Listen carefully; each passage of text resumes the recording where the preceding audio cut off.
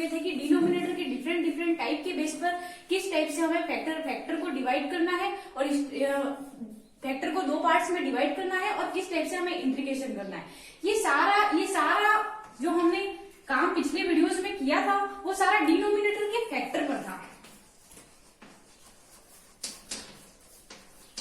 Denominator के factorisation, और हमने जितने भी एग्जांपल सॉल्व किए थे उसमें डिनोमिनेटर के फैक्टर किए हुए थे। एक भी इक्वेशन को सॉल्व करके हमें फैक्टर निकालने नहीं पड़ रहे थे। तो आज हम इस पे डिस्कस, अगर डिनोमिनेटर में आपको कोई ऐसी इक्वेशन दी जाए जिसके फैक्टर आप कर ही नहीं पा रहे तो फिर हमने जो ये स्टडी किया वो तो सब फेल हो जाएगा। Case first, case second, case third को अप्लाई करने की तो बात ही नहीं है जब हमारे फैक्टर हो ही नहीं रहे तब। तो इस टाइप के केसेस को आपको कैसे सॉल्व करना है ये हम आज सीखेंगे। आप हर इक्वेशन के फैक्टर कर सकते हैं क्या? इस इक्वेशन के फैक्टर आप कर सकते हैं? नॉर्मली हमारी इस टाइप की इक्वेशन को सॉल्व करने का रूल क्या होता है? फर्स्ट टर्म को थर्ड टर्म से मल्टीप्लाई करना, और फर्स्ट टर्म को मल्टीप्लाई करने पर, जैसे कि मैं ये एग्जांपल समझा रही हूँ आपको, इसको इससे मल्टीप्लाई करेंगे 25x² आएगा। मल्टीप्लाई करने पर जो टर्म बन रही है उसको ऐड या माइनस करने पर तो सेकेंड टर्म आनी चाहिए और मल्टीप्लाई करने पर वापस ये टर्म आ जानी चाहिए। ये हमारा नॉर्मली इस टाइप की इक्वेशन को सॉल्व करने का मेथड होता है। तो क्या इस इक्वेशन में फैक्टर आप कर पा रहे हैं?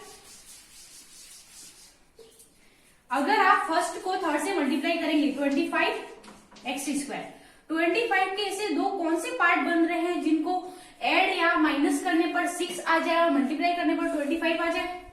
5 मल्टीप्लाई 5 क्या हो जाएगा? 10 हो जाएगा। नहीं हो रहा है। इस इक्वेशन के फैक्टर आप नहीं कर पा रहे। नॉर्मली अगर अपन को इक्वेशन सॉल्व करनी है तो बहुत सारे रूल्स होते हैं। हम श्रीधराचार्य मेथड अप्लाई करके भी x की वैल्यू फाइंड कर सकते हैं, पर हमें x की वैल्यू फाइंड नहीं करनी है, हमें इंटीग्रेशन फाइंड करना है। तो इस टाइप के इक्वेशन को कैसे सॉल्व करना ये मैं आपने छोटी क्लासों में एक मेथड पढ़ा होगा, completing the square method. Completing the square, बहुत अच्छे से आपने ये मेथड पढ़ा होगा और बहुत सारी इक्वेशन, क्वाड्रेटिक इक्वेशन को सॉल्व करके x की वैल्यू फाइंड की होगी।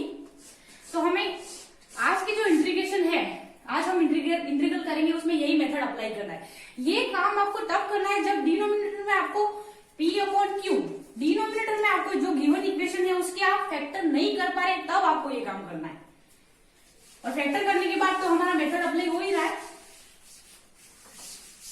जब डिनोमिनेटर में आपको क्वाड्रेटिक इक्वेशन दे दी जाए तब हमारे केस फर्स्ट, केस सेकेंड और केस थर्ड अप्लाई नहीं करेंगे। हम नॉर्मल इंटीग्रेशन को किस टाइप से करेंगे ये सॉल्व करेंगे। तो हमारी क्वाड्रेटिक इक्वेशन क्या होती है? ax² bx + c। इस मेथड का फर्स्ट रूल है x² के कोफिशिएंट को पूरी इक्वेशन में से कॉमन निकालना। तो इसमें x² का कोफिशिएंट क्या है? a। पूरी इक्वेशन में से कॉमन निकालेंगे a x², इसमें नहीं है इसलिए b/a, क्योंकि मल्टीप्लाई होगा ये तो मल्टीप्लाई वाला तो निकल जाएगा, मल्टीप्लाई करेंगे तो डिवाइड भी करेंगे। x इसमें भी सिमिलर नहीं है तो c/a। सेकेंड रूल होता है इसका, सेकेंड टर्म को 2 से डिवाइड करना। 2 से, ये कोई रूल नहीं है, आप 2 से डिवाइड ऐसे ही नहीं कर सकते। अगर किसी चीज में हम किसी का डिवाइड करते तो मल्टीप्लाई भी करना पड़ता है, तो कट के 1 आता है और यह 1 रहता है। तो ये 2 का डिवाइड क्यों किया है ये आपको आगे समझ में आएगा। 2 का डिवाइड, हमें इस इक्वेशन को 2 पार्ट्स में डिवाइड करके होल स्क्वायर के इस टाइप से कुछ बनाना है कि हम इसका इंटीग्रल कर सके। सो 2 का डिवाइड कर दिया। अब हम कुछ ट्राई करते हैं। अगर हम इस कांस्टेंट वाले पार्ट को अलग रखें और एक बार इसका होल स्क्वायर लेकर देखते हैं क्या होता है। जस्ट x b/2a का होल स्क्वायर करके देखते हैं हम। इसका बोलेंगे a + b के होल स्क्वायर से a² + 2ab + b²। तो x का स्क्वायर प्लस 2, a का कोफिशिएंट क्या 1 है तो 1, b/2a प्लस b का स्क्वायर तो b², 2 का स्क्वायर 4a²। तो 2 से 2 कट गया तो आ क्या रहा है x² + b/a b² + 4a²। अगर हम इसका स्क्वायर करें तो हमारे पास एक एक्स्ट्रा नंबर। अब आपको समझ में आ गया हमने 2 का डिवाइड क्यों किया था। 2 का डिवाइड हमने इसलिए किया था, हम जब फॉर्मूले से इसको खोलेंगे तो 2 हमारे फॉर्मूले से आता है a square plus 2ab plus b square आता है। तो ये 2 आ रहा है एक्स्ट्रा, तो ये 2 कट के वापिस हमारी ये स्टेप बच जाएगी, जो हमने एक कॉमन निकालने के बाद ये स्टेप। इसलिए हमने 2 का डिवाइड किया था। ये कोई रूल नहीं था कि हमको 2 का डिवाइड करना है, या आपको याद करने की जरूरत नहीं है। तो इसको सॉल्व करने पर हमारी एक्स्ट्रा स्टेप क्या आ रही है, b स्क्वायर अपॉन 4a का स्क्वायर।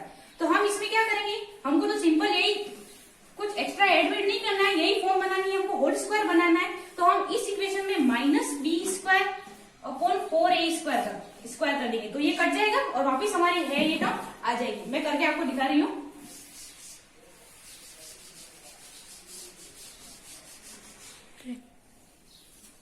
तो हमने क्या किया, a तो पहले कॉमन निकाल दिए और x plus b by 2a का होल स्क्वायर लिया था हमने।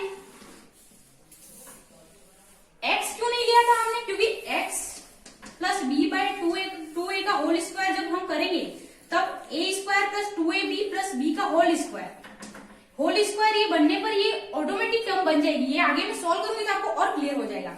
हमने क्या किया था, x plus b by 2a का होल स्क्वायर। एक्स्ट्रा स्टेप क्या आई थी हमारी, इसका स्क्वायर आया था b स्क्वायर अपॉन 4a का square plus c upon a। तो फर्स्ट है आपको क्वाड्रेटिक इक्वेशन में एक्स स्क्वायर के कोफिशिएंट को कॉमन निकालना है। सेकंड, अगर आप इतना दिमाग नहीं लगाना चाहते तो आपको डायरेक्ट सेकंड टर्म में 2 का डिवाइड करना है। सेकंड टर्म में 2 का डिवाइड करना है, इसके बाद हमको इसका होल स्क्वायर बनाने की कोशिश करनी है। तब हमको क्या करना है, x प्लस इस x को नहीं लेना है, x plus b by 2a का होल स्क्वायर करके साइड में देखना है हमको क्या ऐड करना पड़ेगा या क्या माइनस करना पड़ेगा। तो यहां तक हम आ गए। अब ये हमारा x वाला पार्ट अलग हो गया और ये हमारा कांस्टेंट वाला पार्ट अलग हो गया। कुछ तो बन सकता है हमारा इंटीग्रेशन करने के लिए। So x plus b by 2a का होल स्क्वायर, एलसीएम ले लेते हैं हम, 4a स्क्वायर एलसीएम आएगा इसका, 4a स्क्वायर, 4 स्क्वायर कट गया, माइनस को इसके साथ में ले लेते हैं। तो 4a स्क्वायर डिवाइड के कट गया 1 माइनस b स्क्वायर, और इसको इससे डिवाइड किया तो क्या बचा, 4a बचा, तो 4ac। इस टाइप से हमारा इंटीग्रल जिसके फैक्टर नहीं कर पा रहे थे हम, 2 पार्ट्स में डिवाइड हो गया। अब हम इसके इंटीग्रल कर सकते हैं, क्योंकि ये x वाली टर्म है, ये विदाउट x वाली टर्म है और 2 फैक्टर हमको दिख रहे हैं। इसको मैं एग्जांपल लेके आपको समझाऊंगी तो आपको और अच्छे से क्लियर हो जाएगा। हम इस एक एग्जांपल को सॉल्व करते हैं।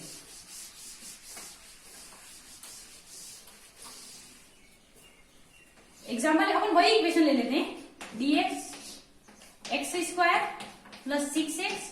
इसी इक्वेशन के फैक्टर अपन नहीं कर पा रहे थे, सो क्वाड्रेटिक इक्वेशन है, फैक्टर हम नहीं कर पा रहे, तो हम completing the square method apply करेंगे इंटीग्रेशन के लिए। सबसे पहली स्टेप क्या थी हमारे, एक्स स्क्वायर के कोफिशिएंट को पूरी इक्वेशन में से कॉमन निकालना। एक्स स्क्वायर का कोफिशिएंट क्या 1 है, और 1 को पूरी इक्वेशन में कॉमन निकालेंगे, नो चेंज, पूरी इक्वेशन है वही की वही रहेगी। तो हम डायरेक्ट सेकंड स्टेप हमारी क्या थी, सेकंड टर्म में 2 का डिवाइड करना। तो dx x square 3x plus 25 हो गया।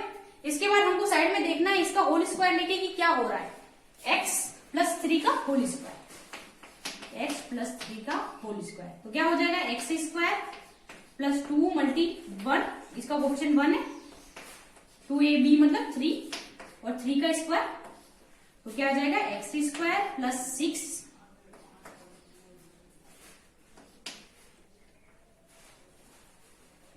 X square plus 6x plus 9। तो हमने क्या किया है, a प्लस b का होल स्क्वायर अप्लाई किया है, a b, तो a square x square 2ab, तो 2ab, b की वैल्यू 3 है और b का स्क्वायर, तो एक्स स्क्वायर 3 मल्टी 2 6x और 3 का स्क्वायर 9। तो इक्वेशन क्या बन रही है, x square plus 6x plus 9 बन रही है। तो एक्स्ट्रा क्या आ रहा है,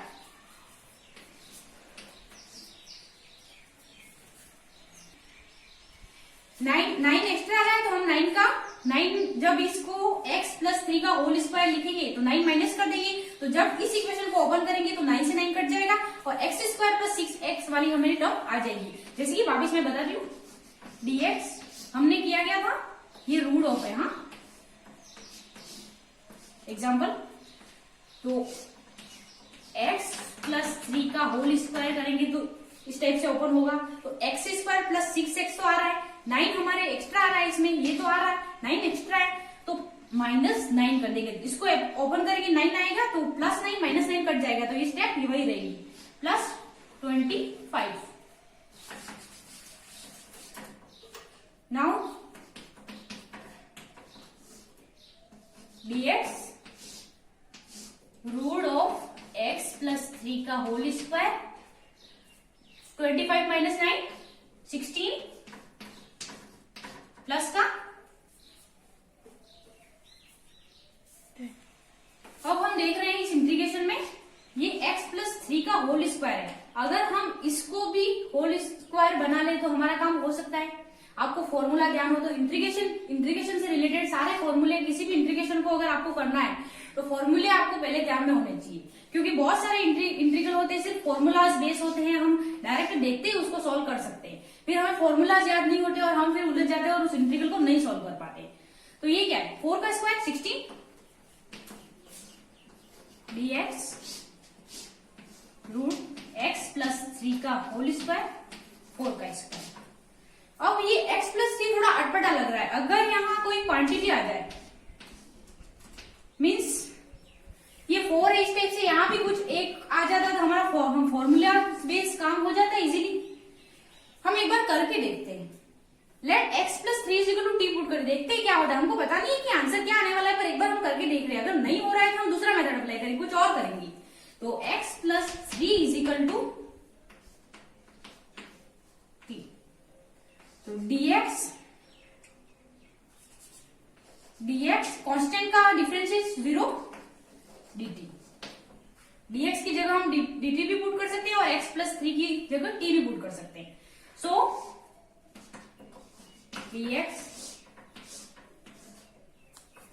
x प्लस 3 की जगह t है और ये होल स्क्वायर है तो t का स्क्वायर प्लस 4 का स्क्वायर।